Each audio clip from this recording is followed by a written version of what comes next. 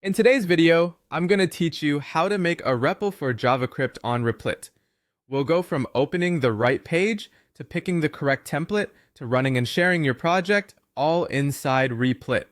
I'll explain what each choice means so you feel confident as you build. First, head to the Replit templates page.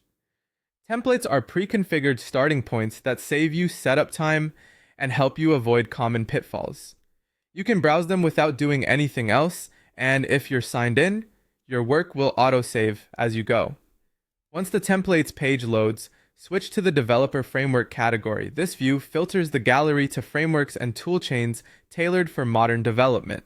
It's a quick way to find production-ready setups without manually configuring build tools. From there, choose the React JavaScript template. This template comes with a familiar React starter, giving you a working front-end app immediately.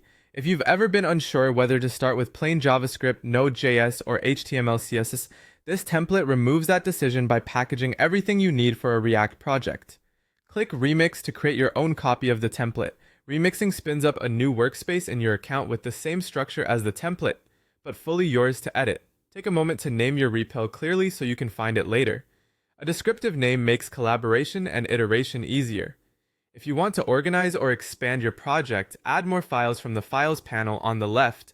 You might create folders like components, styles, or assets and add files such as apps.css or header.jsx.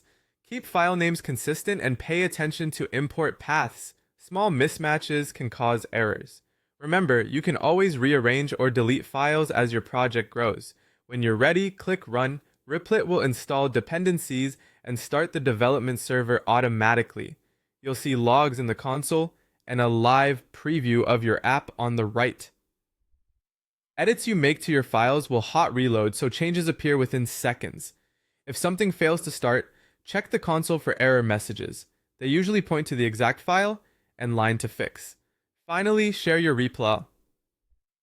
Use the share button to copy a live link to your project.